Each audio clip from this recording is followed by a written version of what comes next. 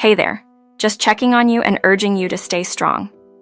Recently, my husband Frank lost consciousness while he was taking a bath with our little girl. This unexpected event threw me into complete disarray. No matter how much I called out to him, he just wouldn't answer. In a state of sheer panic, I knew I had to call an ambulance immediately. Seeing Frank lying there motionless filled me with terror, and my hands shook uncontrollably as I reached for my phone, desperate for help. My mind raced with fear, envisioning the worst outcomes. As I gathered my wits to make the emergency call, my daughter dropped a bombshell that left me speechless. She suggested we should just leave him there, questioning why we even cared and proposed getting a divorce. I was astounded. How could you even joke about something like that at such a serious time? I exclaimed, raising my voice without meaning to. She wasn't laughing, though. Her expression was dead serious, making me wonder if she truly meant what she said about divorce. Her reasoning sent a cold shiver down my spine, a reason I couldn't have anticipated. She met my gaze firmly and reiterated her point, urging us to leave quickly. Without a word, I nodded, and we hurriedly left the house together. My name is Sandra, and I'm 37 years old. Currently, I work mornings part-time at a local pharmacy. Ah, you're back. How was your day, Mom? On my day off, I returned home to find my children and Frank greeting me with warm smiles. Frank and I go way back to our high school days, but we rekindled our romance at a reunion and started dating. 5 years later, we married. Despite his demanding job, Frank always puts our family first, and for that, I'm eternally thankful. Our daughter Helen, now in first grade, is a bundle of joy and has a way of making all my worries disappear. How about chicken burgers for dinner? I suggested, and her ecstatic yes filled the room with happiness. However, not long after, I began to feel sick, a headache setting in. My health has always been delicate, and I often fall sick.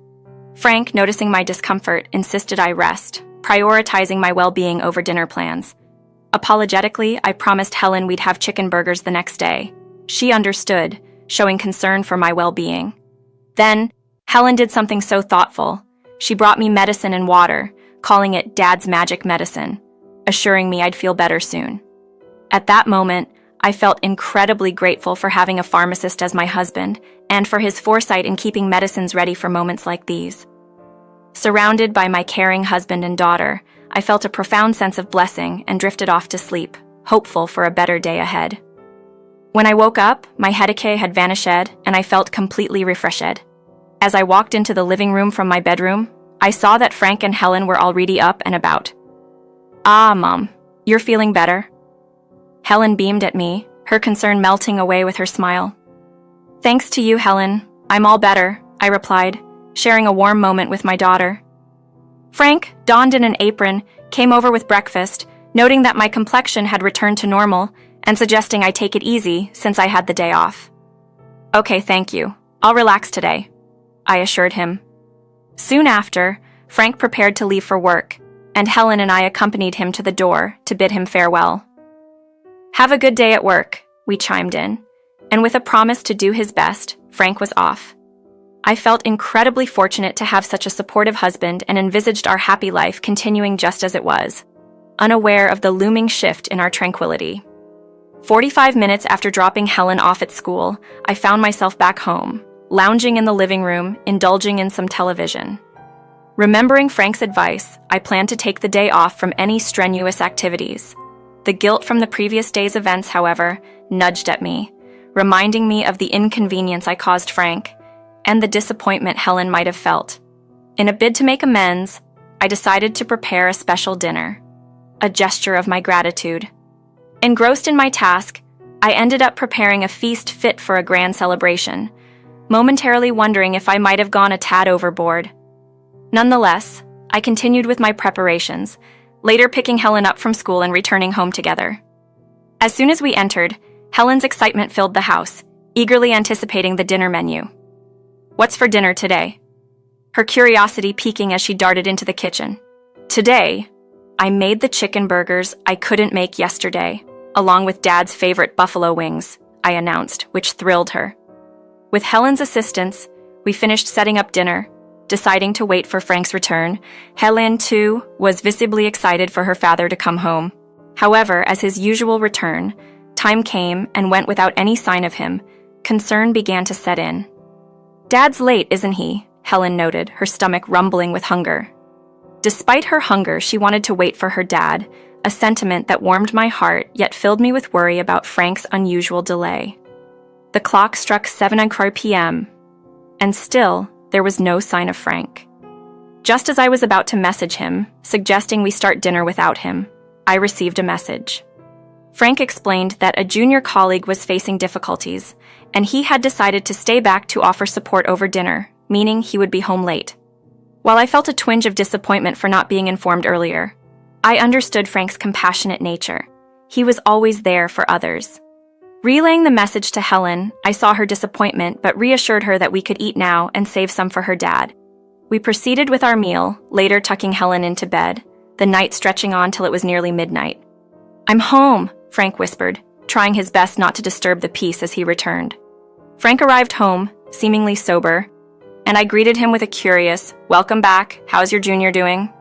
Frank shared that the junior was managing for now, but he had decided to assist him with his workload, meaning his late nights would become a regular occurrence. Frank acknowledged his already extensive overtime, and with this added commitment, his late arrivals would extend further.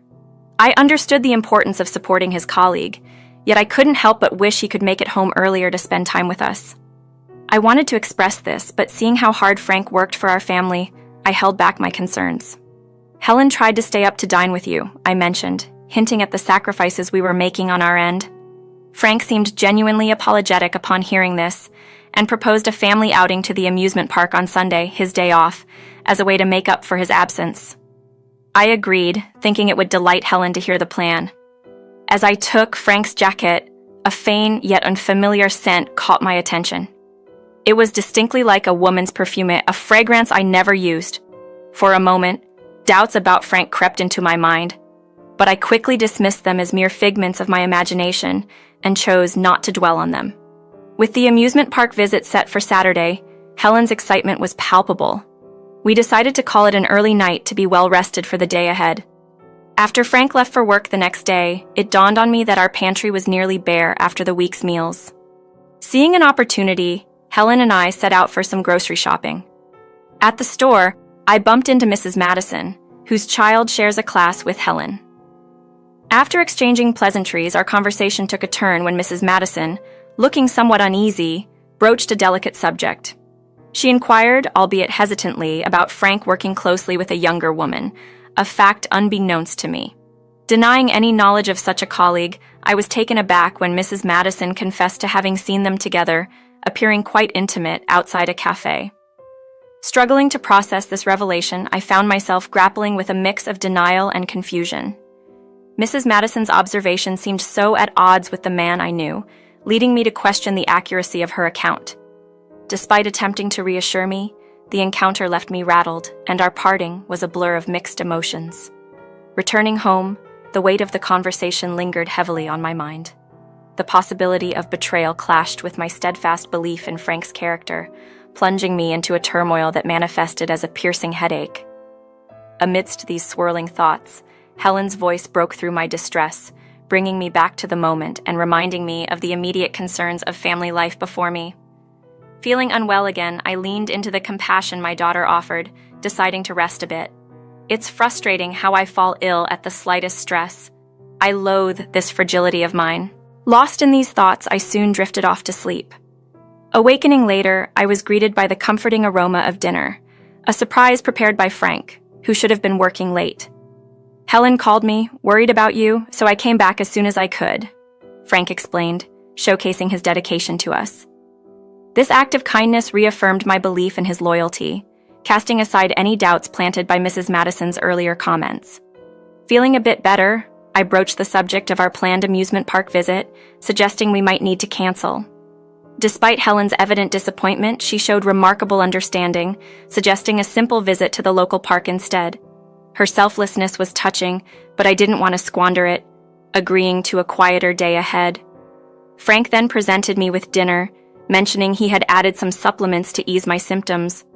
Although the meal had a slightly bitter taste, it was bearable. I managed only a few bites before admitting I wasn't up for much food.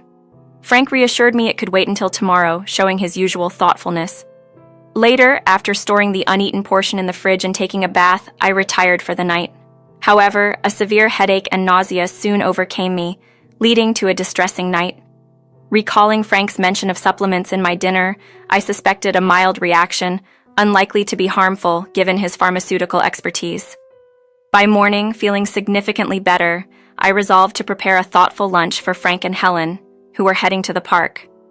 Despite my reservations about the previous night's meal, I decided to include the leftovers in their lunch boxes, avoiding waste yet cautious about my consumption. As I busied myself with lunch preparations, Frank greeted me with a cheerful, "Good morning," unaware of the tumultuous night I'd endured. This simple morning interaction, filled with care and routine, underscored the deep bonds of our family life, even amidst moments of worry and misunderstanding. After serving breakfast and seeing my husband and daughter off to the park with their packed lunches, I found myself with little to do. The house was quiet, almost too quiet, so after tidying up a bit, I retreated to the bedroom for a nap. Time slipped by, and before I knew it, late afternoon had arrived. Feeling much better and realizing it was time to get moving, I made my way to the living room where Frank and Helen had already returned. "Welcome back. How was the park?" I asked, eager to hear about their day. Helen, however, seemed unusually quiet, not her usual bubbly self. Frank then mentioned the stir-fry I had packed for lunch, hinting that Helen's lack of enthusiasm might have been due to her dislike of vegetables. I felt a twinge of guilt for not remembering her Aversion and apologist to her, but she remained silent, deep in thought. As I was about to start dinner, Helen tugged at my clothes, looking like she wanted to say something. Before she could, Frank suggested a bath, perhaps as a distraction or a way to lighten the mood. I was left wondering what was on her mind, but decided it couldn't be too serious and turned my attention to cooking. Suddenly, a startling crash from the bathroom interrupted the evening's routine. It was a sound I had never heard before, signaling something far more serious than a simple accident. Rushing to the bathroom, I found Frank unconscious on the floor, a sight that threw me into a panic. Despite my efforts, he was unresponsive, prompting me to consider calling for emergency help. In this moment of crisis, Helen's words shocked me even more than the situation at hand. She spoke of divorce, of Dad's indiscretions with another woman who dared to tell her to call her mom from now on. Helen's account of overhearing conversations about me being in the way and plans to get rid of her painted a picture of betrayal that was hard to digest. Faced with this revelation, and the memories of Mrs. Madison's warnings and the unfamiliar perfume on Frank's jacket, the pieces of a heart-wrenching puzzle began to fit together. It seemed my husband was leading a double life, and the kindness he had shown us might have been a cover for his deceit. In a state of shock and disbelief, I managed to call an ambulance for Frank, but I couldn't bring myself to accompany him to the hospital. The thought of his betrayal, especially in front of Helen, filled me with an overwhelming sense of betrayal and anger. Without a word to each other, Helen and I left the house, driving aimlessly, trying to escape the turmoil that had suddenly engulfed our lives. As we drove, Helen tried to express her feelings about her dad, but I couldn't bear to discuss him. The pain of his actions, especially in front of his daughter, was too much to process. Tears flowed freely as I remembered the happier times we shared as a family, now tainted by the reality of Frank's betrayal. As we drove aimlessly, trying to escape the whirlwind of betrayal and hurt caused by my husband's actions, I couldn't help but wish he hadn't been so seemingly kind. It would have made digesting the truth easier. About an hour into our journey, my phone interrupted the silence with a call from an unknown number. Curiosity got the better of me, and I answered. "Hello, who's this?" I inquired, trying to keep my voice steady. The voice on the other end introduced themselves as the doctor who had treated my husband Frank after his emergency admission. They asked if I could come to the hospital to discuss something important regarding Frank. Despite the turmoil of emotions, I found myself agreeing to go, driven by a mix of concern and a need for closure. Leaving Helen in a safe spot, I met with the doctor alone, bracing myself for what was to come. The doctor revealed something shocking. Poison had been found in Frank's system. The mention of poison, combined with Frank's profession as a pharmacist, sent my mind racing. I recounted a recent incident where I had felt ill after eating a vegetable stir-fry, suspecting it was no coincidence. The realization that Frank might have intentionally poisoned me was chilling. His previous assurances that the meal was beneficial because of added supplements now seemed like a sinister lie. When I visited Frank in his hospital room, he was conscious but weak. His apology for collapsing felt empty, his attempt at concern insincere. I couldn't shake the feeling that he was merely upset his plan hadn't worked. Without a word of forgiveness, I left the keys by his bedside and walked away with Helen, determined to stay with my parents temporarily to ensure our safety. 3 weeks later, Frank reached out, sounding as if nothing had happened, inviting us back home. His casual demeanor made it difficult to discern any genuine remorse from manipulation. I decided it was time for a final confrontation, to seek the truth or closure for Helen's sake and mine. "Hey, this might be our last visit to Dad. Is that okay?" I asked Helen, preparing her for what might be a difficult encounter. Her response, tinged with the anger of betrayal, mirrored my resolve. Upon our arrival, Frank greeted us with a smile, as if eager to return to normalcy. But the situation had changed irrevocably. With Helen by my side, I braced myself to face whatever came next, ready to protect our future, no matter what that entailed. Helen and I maintained a frosty demeanor towards Frank, with Helen firmly stating, "Don't touch me," as he attempted to bridge the distance between us with humor. His jest fell flat, and as we settled into the living room, I didn't mince words and confronted him about the affair directly. His attempt to deflect with a feigned innocence was met with a direct challenge from Helen, who recounted the encounter in the park with a woman who had audaciously instructed her to call her mom. Frank's flustered attempt to dismiss the woman as merely a friend was laughable at best. His argument crumbled under the weight of Helen's straightforward questioning, highlighting the absurdity of calling a mere friend mom. His silence, followed by a clumsy attempt to distract himself with his phone, only fueled my suspicion. Seizing his phone, I uncovered evidence of his betrayal. Text messages with a woman named Isabella, discussing plans to rid himself of me, underestimating my resilience and mocking my trust in him. The content of their exchange laid bare the depth of his deceit and disregard for our family. Confronted with the undeniable proof, Frank's demeanor shifted from denial to outright hostility. He accused me of being a burden due to my health issues, revealing bitterness and selfishness that had been hidden beneath the surface of our marriage.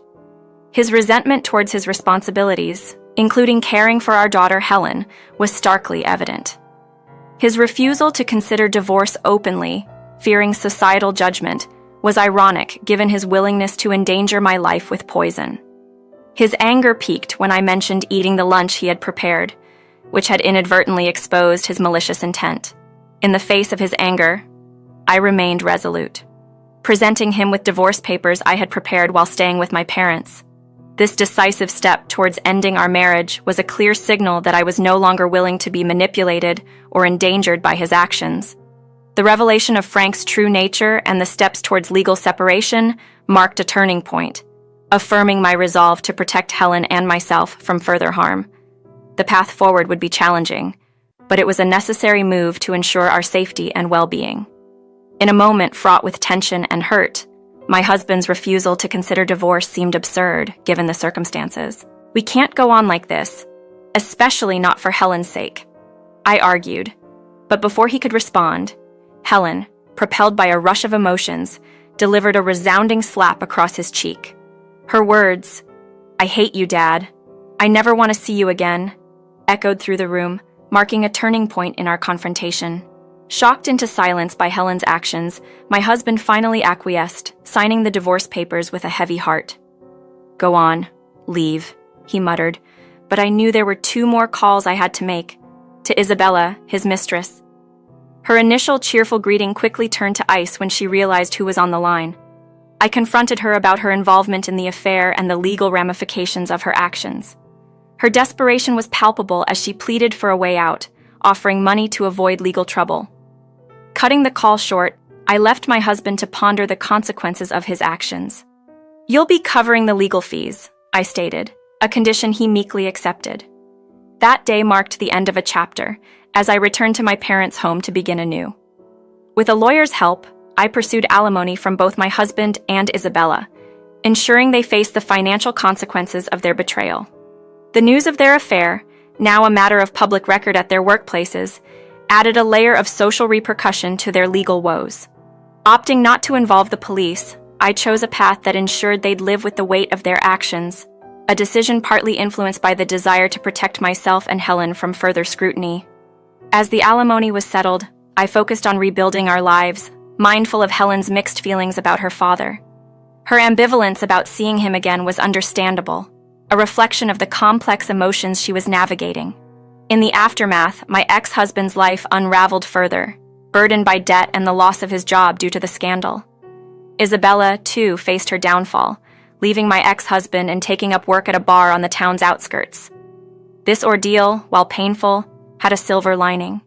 It gave me a newfound resolve to focus on Helen and my health. Starting an exercise routine was a small but significant step towards recovery, both physically and emotionally. Our journey was far from over, but with each passing day, we were moving forward, leaving the past and its betrayals behind.